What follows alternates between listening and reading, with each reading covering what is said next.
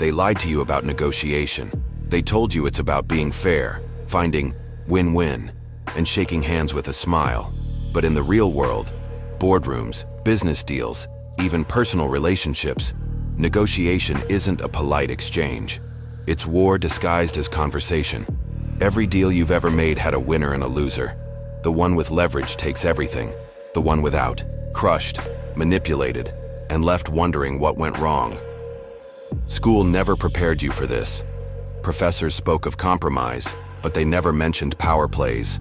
They taught theory, not how ruthless people bend you with silence, pressure, or the threat of walking away. Here's the brutal truth. If you enter a negotiation unarmed, you are not negotiating, you are surrendering. But there's another path, the Machiavellian path.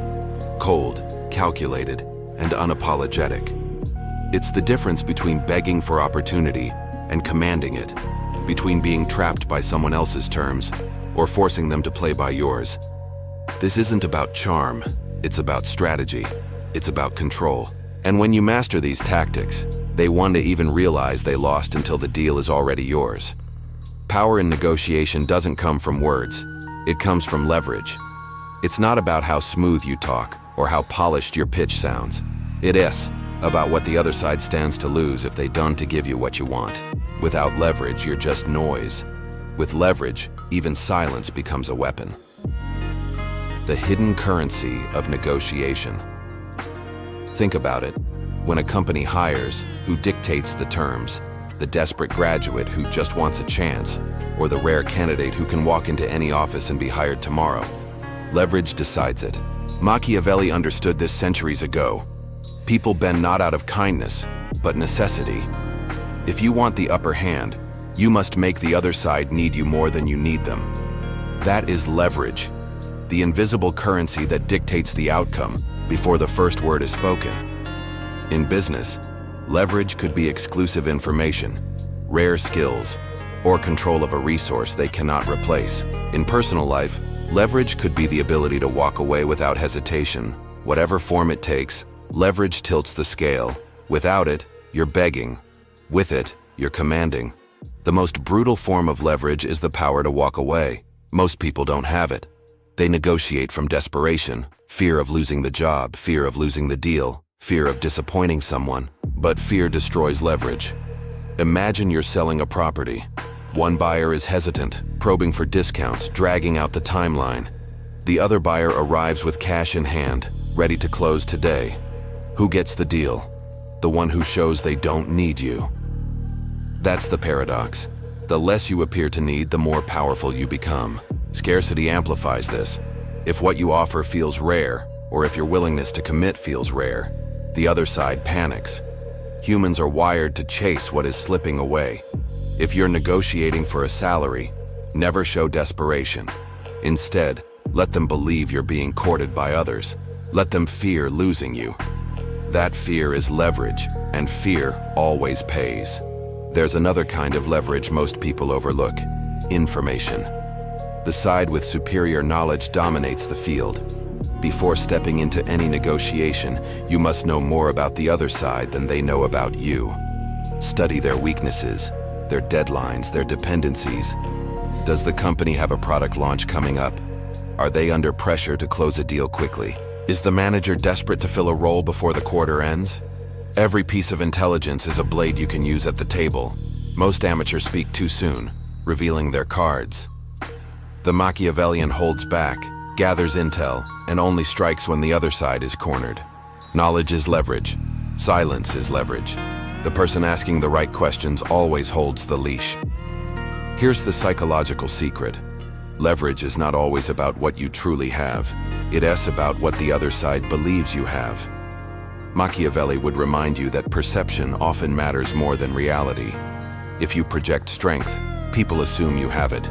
If you carry yourself with calm detachment, they believe you have options. Even if you're negotiating from weakness, your presentation can invert the battlefield. The meek posture invites domination. The steady, unshaken demeanor forces respect. This is why great negotiators rarely rush. They pause. They control tempo. They make the other side sweat in silence. Every second of uncertainty magnifies your perceived leverage. And in negotiation, perception is reality. Consider this. A company is desperate to sign a supplier. They're worried about costs, but even more worried about delays. You walk in and say, "I'd love to work with you, but I have 3 other clients demanding the same slot. You'll need to commit this week if you want to lock me in." Maybe you only have 1 other client, maybe none. But by framing scarcity, you plant fear. They don't want to lose you, so they fold. That S leverage, the ability to create pressure by shaping their perception of what is at stake.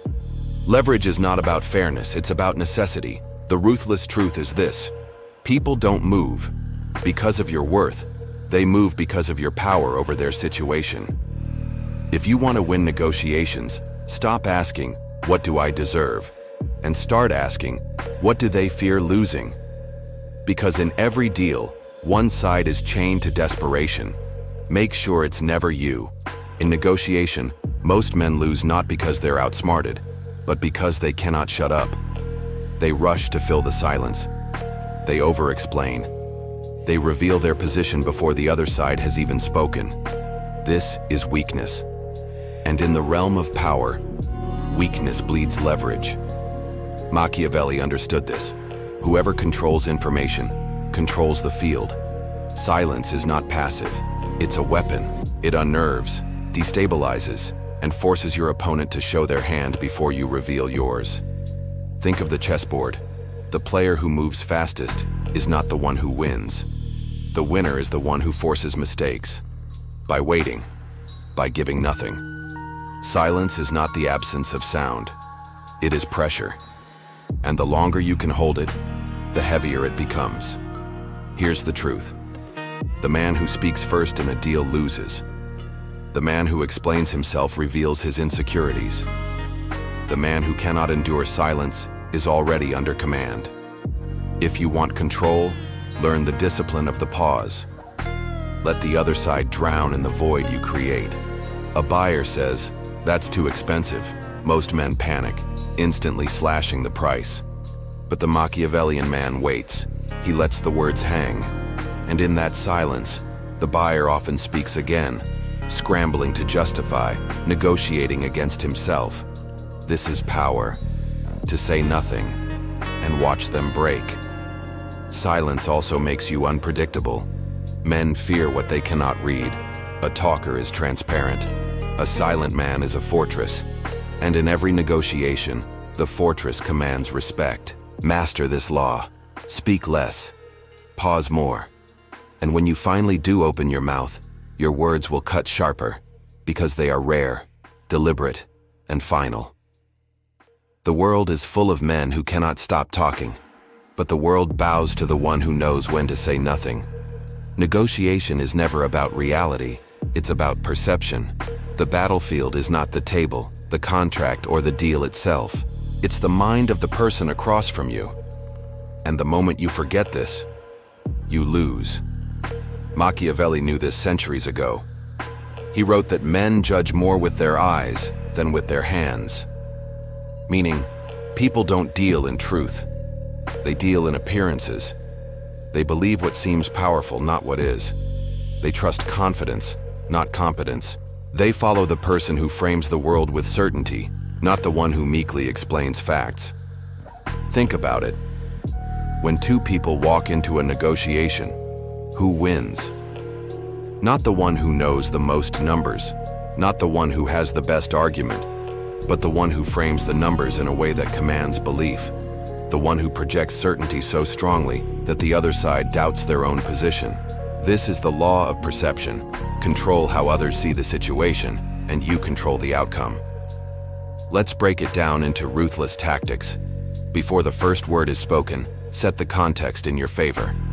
Anchor the narrative. For example, instead of entering a salary negotiation defensively, I would like a raise, open with power. I have been leading projects that generated X value, and it's time we align my compensation with the level of impact I deliver. You've reframed the conversation. You're not begging, you're aligning. The first frame is the strongest. Whoever defines the story of the negotiation defines the reality. Confidence is contagious. It infects the room. People mistake it for truth. If you hesitate, if your tone wavers, even the most airtight argument collapses. But if you project absolute certainty, even in uncertainty, you force the other side to second-guess themselves. A shaky truth loses. A confident lie wins. This is not about deception. It's about projection. Even if you're not sure, act as though you are. People are wired to follow certainty. Exploit cognitive biases. Humans are not logical calculators. They are storytellers. They are swayed by framing, by scarcity, by authority. You don't need to change the facts. You only need to present them in a way that fits their emotional lens. Example, instead of saying, "We'll save you 10%, reframe. Every month you wait, you're losing thousands." Same math, different perception. One makes them shrug. The other lights a fire. Machiavelli's greatest insight. Perception of strength is more valuable than strength itself. If you're cornered, don't flinch. Act as though you hold cards no one sees. If they believe you're dangerous, they will tread carefully. A cornered negotiator who projects weakness is prey. A cornered negotiator who projects power is respected. The law of perception teaches this. People don't fight over reality. They fight over belief. And in negotiation, belief is everything. Win the perception, and the deal is yours, even if the facts weren't on your side. Nothing unsettles the human mind more than loss. Not pain, not conflict, not even humiliation. It's the fear of losing what we believe is already ours. Psychologists call it loss aversion. Machiavelli would call it power. A weak negotiator clings. They beg, they rationalize. They convince themselves that any deal is better than no deal. But the moment you show desperation, you're already defeated. You've handed the other side your throat. The strong negotiator understands this law. You cannot be chained to the outcome. If you can't walk away, you've already lost. The ability to leave, calmly, ruthlessly, without apology, turns every table in your favor. Picture it. The other side thinks they have you cornered. They press harder. They demand concessions. They mistake your patience for dependence. And then, you rise, smooth, unhurried. You slide the papers back across the table. You thank them for their time. You stand. The silence that follows is thunder, because suddenly they realize you were never trapped. Walking away is not a tantrum. It's not rage. It's cold strategy. You're telling the other side, I don't need this deal. I can find another. Can you? That question burns in their mind long after you've left the room. Here is the brutal truth. Most deals are saved only after one side proves they can let them die. The willingness to kill the negotiation resurrects it on your terms, because now, the other side must chase you. And when they chase, you decide the rules. This law is why kings could dictate peace, why tycoons could crush rivals, why generals could win without battle. They had options. They didn't cling. They knew dependence is weakness, but freedom to walk away is absolute dominance. So here's the fire you carry out of this chapter. In your career, in your business, in your relationships, burn this into your mind. If you cannot walk away, you are not negotiating. You are begging. When you can leave the table with no hesitation, you don't just hold power. You are the power. The final weapon. Every negotiation is war without blood, and war is won not by the loudest voice, but by the sharpest mind. You've now seen the 4 ruthless laws: leverage, silence, perception, and walking away. They are not tips. They are weapons, tools to bend reality in your favor. Leverage shows you that power is never equal. It's always tilted. Silence shows you that words are bullets, so you fire only when it matters. Perception proves that the deal is not about truth, but about belief. And walking away, that is the nuclear option. The moment you master detachment, you become untouchable. Most people will never dare to use these tactics. They'll negotiate like sheep. They'll smile, they'll beg, they'll fold. And then they'll wonder why they're broke, ignored, and powerless. But not you. You've now seen how the game is played. The only question is, will you use it? Sharpen your edge, Train your mind.